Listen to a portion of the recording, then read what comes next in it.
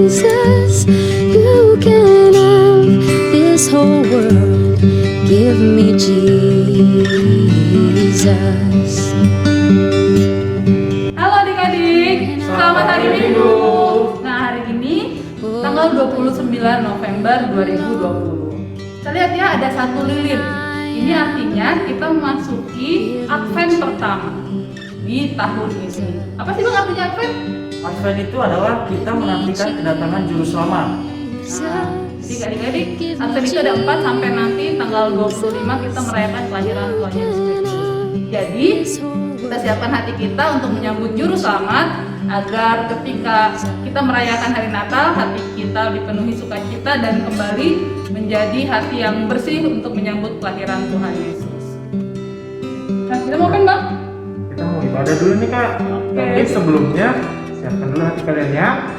Kita mau berdoa, lipat tangannya, tutup matanya, kita satukan hati dalam doa. Ya Tuhan Allah Bapa kami, terima kasih Tuhan Kau telah melindungi kami sampai pada saat ini. Sementara kami ingin beribadah ya Tuhan, berkatilah agar kami bisa beribadah dengan baik, dengan taat dan hikmat. Terima kasih Tuhan, dalam nama Tuhan Yesus kami telah berdoa. Amin. Adik-adik, mari dengan bersukacita kita memuji Tuhan dengan bernyanyi lagu Biar Bumi Akan Berlalu.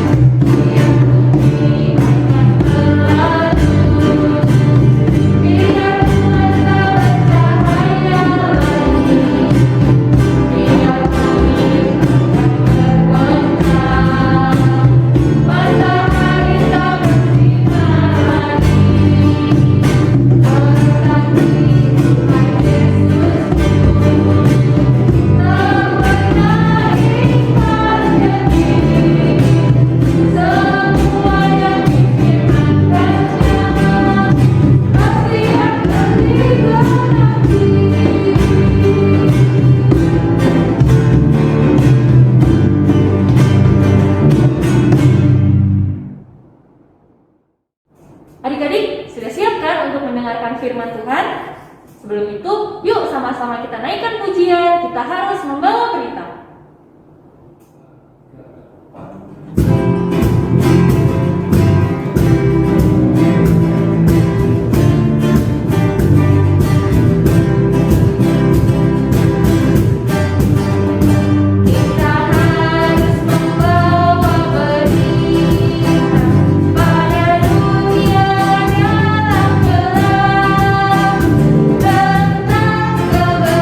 Kebenaran dan kasih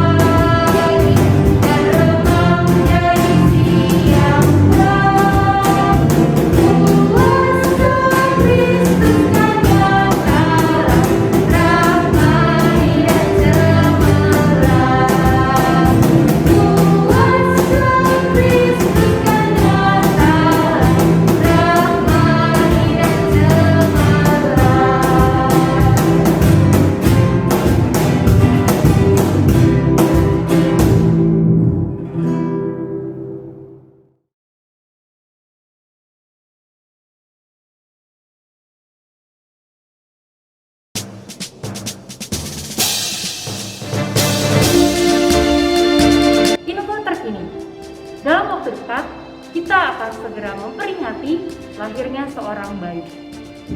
Bayi ini nantinya akan menjadi seorang raja yang besar. Bukan raja biasa, bukan raja dunia, melainkan raja damai, raja adil yang nantinya akan menyelamatkan kita semua. Sudah siapkah kita menyambut kedatangannya?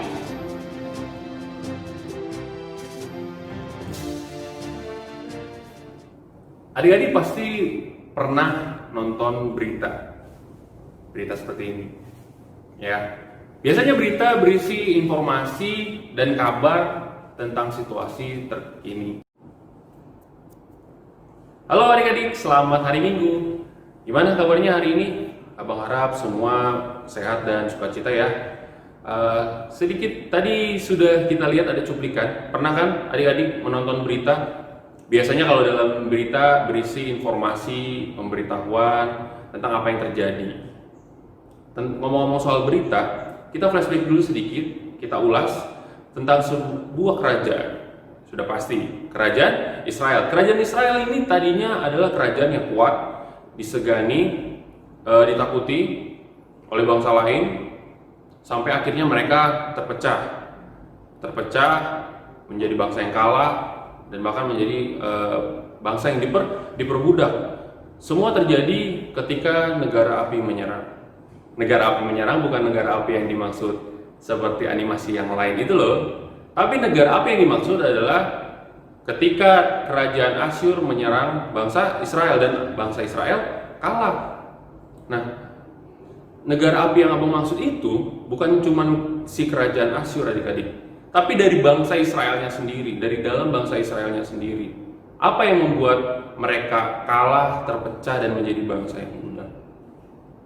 Itu adalah mereka kehilangan sesuatu, kehilangan yang menjadi sumber dari segala sesuatu kehidupan bangsa Israel. Mereka kehilangan kekuatannya.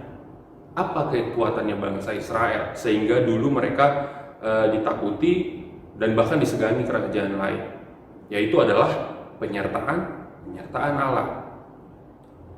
Karena kehilangan penyertaan Allah, bangsa Israel menjadi bangsa yang bangsa putus asa karena mereka diperbudak, lalu menjadi bangsa yang tidak takut akan Tuhan, malah takut sama manusia. Iyalah, mereka dijajahnya oleh bangsa Asyur.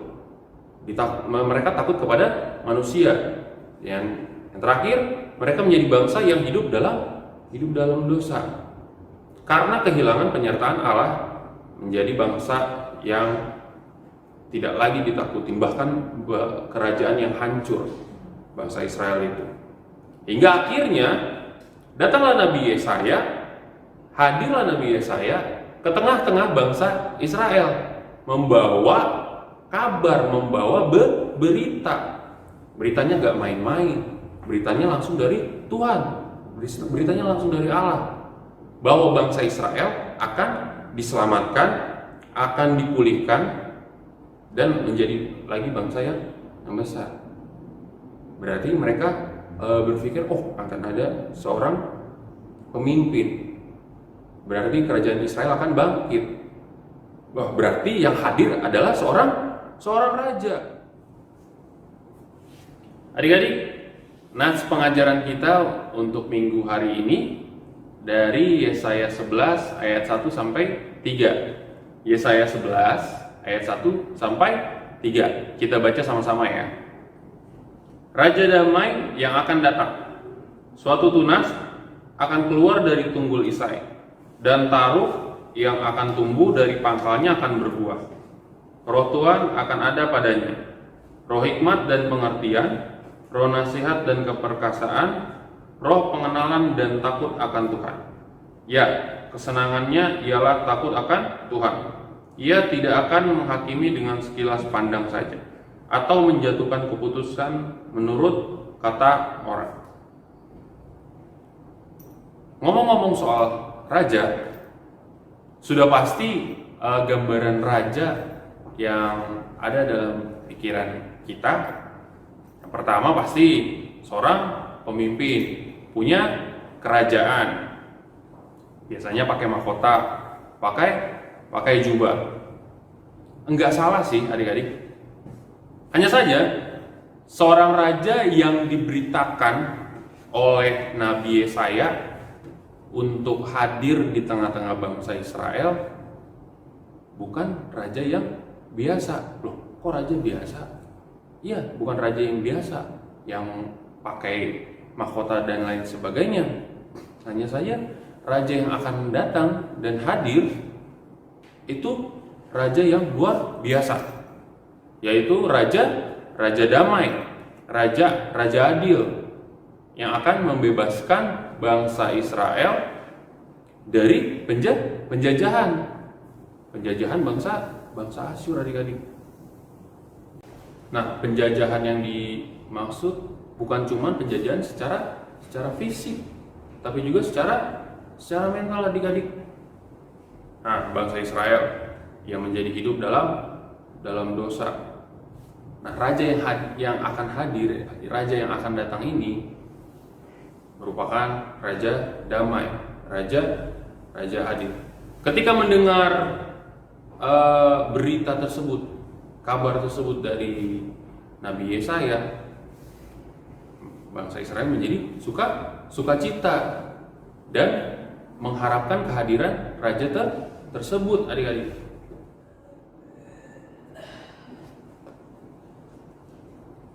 Di masa pandemi ini banyak sekali yang membuat kita sulit atau susah. Contohnya di kehidupan adik-adik mungkin belajar di rumah nggak ngerti-ngerti, ngerjain PR online, ya asal-asalan, dan kehidupannya kayak di lagu berikut ini. Everybody used to siang malam selalu menatap layar tempatku untuk online. Jari dan keyboard beradu, pasang earphone denger lagu. Aku online. Nah, adik-adik, mungkin kita merasa malas untuk berubah, malas untuk beradaptasi. Pengennya cepet-cepet selesai, cepet-cepet pandemi ini berakhir. Jadi biar bisa kehidupan kayak dulu. Hal-hal itu juga merupakan tantangan kita, adik-adik, sebagai anak-anak Tuhan yang hidup di tengah-tengah dunia. Sama seperti bangsa Israel yang di pengajaran kita hari ini. Banyak tantangan dalam hidup mereka, banyak kesulitan dalam hidup mereka, dan hampir membuat mereka putus asa, hampir membuat mereka tidak bisa kembali lagi menjadi bangsa yang besar lagi. Tapi adik-adik percayalah bahwa tidak ada yang mustahil dalam Tuhan. Nah, pengajaran hari ini juga yang mau kita pelajari, yang pertama, ketika bangsa Israel menerima berita sukacita dari Nabi Yesaya, mereka yang tadinya hidup dalam putus asa, hidup dalam penjajahan, ketika mereka mendengar berita, mereka menjadi bangsa yang berpengharapan. Kita juga adik-adik sebagai anak-anak Tuhan, mungkin pandemi ini membuat kita susah banget ya, udah mau belajar di rumah, PR-nya susah, nggak ngerti, udah gitu orang tuanya ngajarnya galak lagi, ya kan, membuat kita putus asa. Nah, ingat, di dalam Tuhan tidak ada yang mustahil. Bisa saja besok corona ini berakhir, kita harus tetap berpengharapan. Yang kedua yang mau kita pelajari dari bangsa Israel juga, mereka takut akan Tuhan. Tadinya mereka hidup takut akan manusia, takut akan bangsa Asyur, penjajah mereka. Tapi ketika mereka mendengar berita dari Nabi Yesaya, mereka hidup untuk kembali takut pada Tuhan, takut akan Tuhan. Takut akan Tuhan juga merupakan kunci kedamaian, adik-adik. Kenapa? Ketika kita takut akan manusia, akan timbul perpecahan, akan timbul ketidaksukaan. Ya, kalau misalnya kita takut nih sama si A, pasti akan muncul dong suatu saat kita akan menjahati si A atau membalas si A. Nah, kalau kita sudah takut akan Tuhan, akan ada kedamaian dalam hidup kita. Yang ketiga yang mau kita pelajari, hidup dalam kebenaran. Kebenaran akan firman Tuhan. Sampai di situ nggak ada lagi istilahnya yang bisa membantah. Bangsa Israel dulunya hidup dalam dosa. Mereka terpaksa menyembah Allah-Allah lain ketika mereka dijajah oleh bangsa Asyur. Nah, ketika mereka sudah menerima berita, menerima kabar sukacita dari Nabi Yesaya, mereka harus hidup dong dalam kebenaran. Sama seperti kita juga adik-adik, selama ini nih kita mungkin hidupnya tidak baik. Kita harus berusaha untuk hidup dengan baik ketika mendengar berita-berita apa sih yang mau kita dengarkan. Sebentar lagi kita akan masuk bulan Desember. Biasanya kalau bulan Desember sudah mau nuansanya Natal, Minggu Advent, Minggu penantian. Kita menantikan juru selamat yang menyelamatkan umat manusia dari dosa, sehingga kita tidak lagi hidup di dalam gelap, adik-adik. Nah, dari 3 yang bisa kita pelajari, yang pertama, kita harus tetap hidup dalam pengharapan sebagai anak Kristen. Yang kedua, takut hanya kepada Tuhan. Dan yang ketiga, hidup dalam kebenaran. Adik-adik, kita mau mengumpulkan persembahan. Yuk kita berikan persembahan yang terbaik buat Tuhan. Kita berikan persembahan sambil bernyanyi, judulnya Beri Syukur.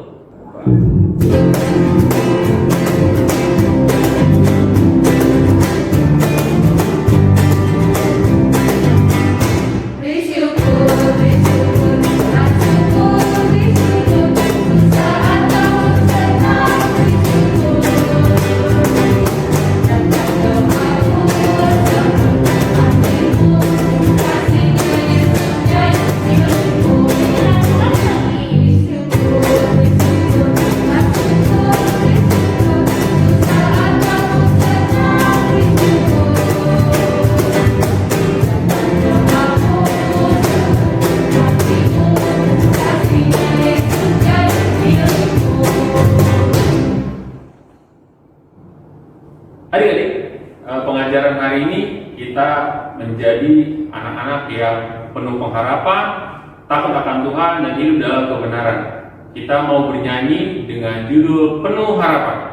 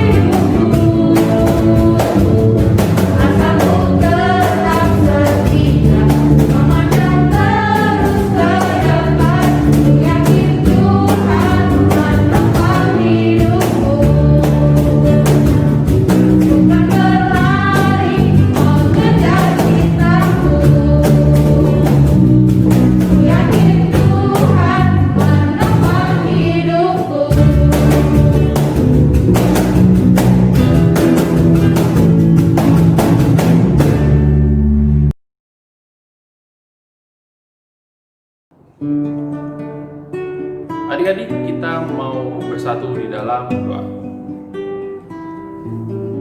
Tuhan Allah Bapa kami yang bertata dalam kerajaan surga, pujian syukur kami ucapkan kepadamu ya Tuhan. Atas berkat-Mu hari ini kami bisa mendengarkan firman-Mu dengan baik. Tuhan, kiranya kami bisa menjadi anak-anak yang penuh pengharapan, anak-anak yang takut akan Tuhan, dan anak-anak yang hidup dalam kebenaran. Sebentar kami ingin menyelesaikan ibadah kami ya Tuhan. Kiranya ibadah kami ini berkenan di hadapan-Mu. Ampunilah kesalahan kami ya Tuhan, dan nama Tuhan Yesus Kristus kami berdoa dan mengucap syukur. Amin. Adik-adik, terima kasih ya buat kalian yang minggu kemarin sudah mengirimkan tugasnya. Sekarang yuk sama-sama kita lihat tugas kalian.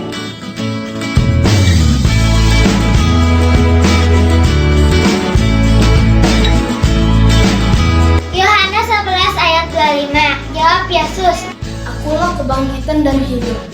Barang siapa percaya kepadaku, Ia akan hidup walaupun ia sudah mati. Yohanes 11 ayat 25. Jawab Yesus, Akulah kebangkitan dan hidup. Barang siapa yang percaya kepadaku, ia akan hidup walaupun ia sudah mati. Yohanes 11 ayat 25. Jawab Yesus, Akulah kebangkitan dan hidup. Barang siapa percaya kepadaku, Ia akan hidup walaupun ia sudah mati. Yohanes 11 ayat 25 berbunyi, Jawab Yesus, Akulah kebangkitan dan hidup. Barang siapa percaya kepadaku, ia akan hidup walaupun ia sudah mati. Yohanes 11 ayat 25.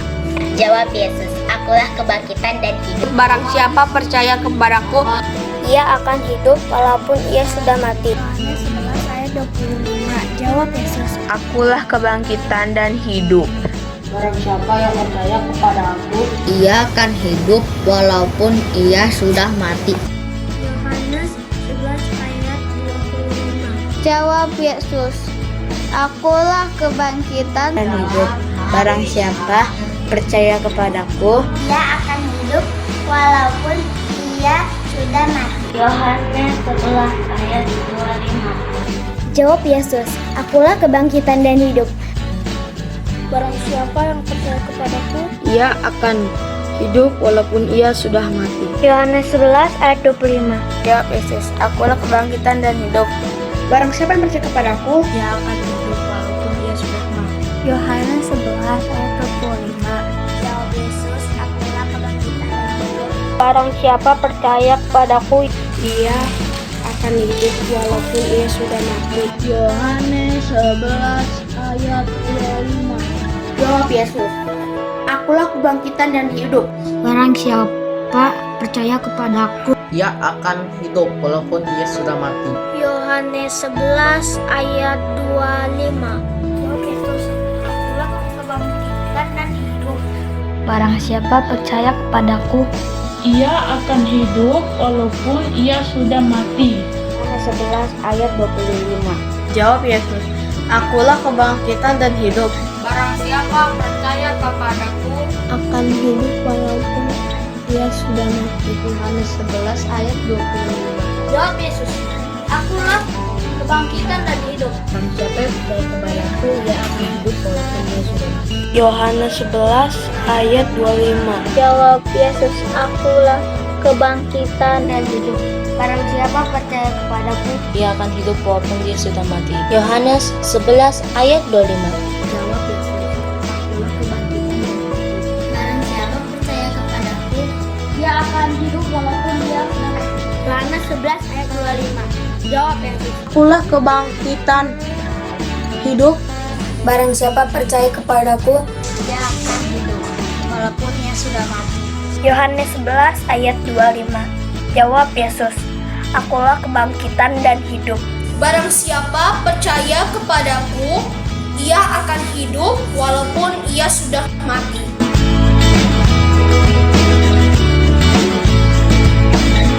Nah, untuk tugas minggu ini yaitu ayat hafalan. Ayat hafalannya pendek, jadi seharusnya kalian bisa langsung kirim hari ini juga ya. Ayatnya diambil dari Lukas 1 ayat 37.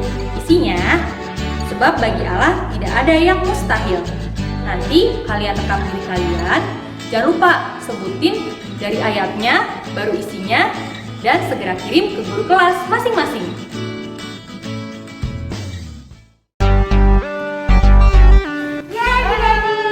Ibadah kita sudah selesai. Adik-adik tetap jaga kesehatan. Iya, tapi Kak, kalau misalnya mereka berdua main sepeda gimana? Boleh, tapi harus ada lagi Kak. Kalau misalnya mereka mau bantu mama untuk beli gula baru, boleh, tapi harus pakai masker. Oke. Jadi adik-adik, sampai sekian dulu ibadahnya. Kita ketemu minggu depan. Tuhan Yesus memberkati.